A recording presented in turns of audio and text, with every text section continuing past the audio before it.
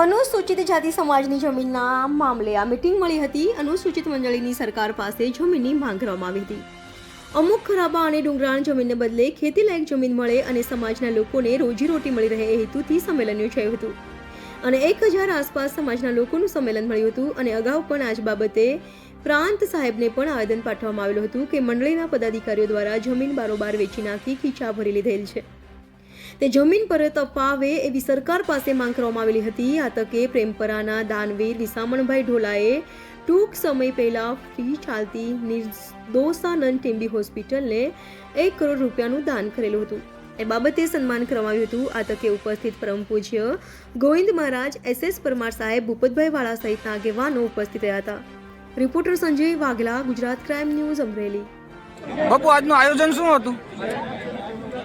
આ મીટિંગ તાલુકાના સમસ્ત દલિત સમાજની એક સરસ મજાનું અહીંયા ગૌતમભાઈની વાડીએ આયોજન કરવામાં આવેલું કે મંડળીઓની જમીન જે રહી એ ખાલસા કરવાનું જ્યારે સરકાર કહી રહી છે, એ જમીન ખાલસા ન થાય અને સમાજ જે છે દલિત સમાજ એવો ગરીબ સમાજ છે, એ ગરીબ સમાજને આ જમીન મળે એ હેતુસભર ધારી તાલુકાના આગેવાન શ્રી શાંતિલાલભાઈ પરમાર સાહેબે 1000 માણસોને અહીંયા રસોડું ઊભું કરી અને જાગૃત આ દલિત સમાજને કરવા માટેનો આ કાર્યક્રમ હતો।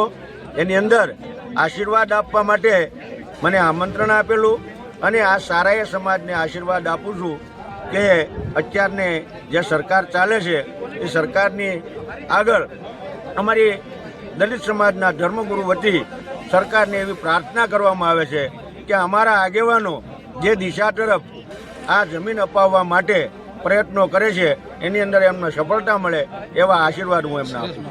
સાહેબ, આજનું તમારું કાર્યક્રમ શું હતું? સાહેબ, આજે ધારી તાલુકા અનુસૂચિત જાતિ સમુદાય અહીંયા નભાપરામાં ગૌતમભાઈ દાફડાની વાડીએ એક કાર્યક્રમ રાખેલો, જેમાં તાજેતરમાં ટીમ્બી હોસ્પિટલ ખાતે લગભગ 1 કરોડ રૂપિયા જેટલું મહાત્મા રકમનું દાન આપેલ દાતાશ્રી વિહામણભાઈ ઢોલાનું અદકેરું બહુમાન કરવામાં આવેલું।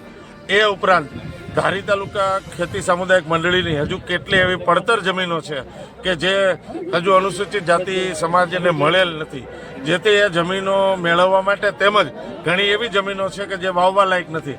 એથી સરકારશ્રીમાં અમારી એવી રજૂઆત છે કે જે ડુંગરા અને એવી જે ખરાબેની જે જમીન છે એને બદલે અમે સારી જમીન મેળવી લઈએ, એના માટે આજે 800 થી 1000 જેટલા અનુજાતિ સમુદાયના આગેવાનો સૌ એકત્રિત થયા છીએ। આજે 4 કલાકથી સતત સમાજના શ્રેષ્ઠીઓથી વાતચીત થઈ। અધ્યક્ષતાને અમારા સમાજના સંત શિરોમણી ગોવિંદ મહારાજ ઉપસ્થિત રહેલા। એ ઉપરાંત નામી અનામી સૌ આગેવાનોએ ઉપસ્થિત રહી પોતાના સજેશન્સ આપી આ મંડળીનો વિકાસ કેમ થાય એના માટે સૌએ મથામણ કરેલી અને કાર્યક્રમને અંતે અત્યારે ભોજન પ્રસાદની વ્યવસ્થા છે અને 800 જેટલા સૌ આગેવાનો ગણનાયક નેતાઓ કહી શકાય એવા આગેવાનો અત્યારે ઉપસ્થિત છે।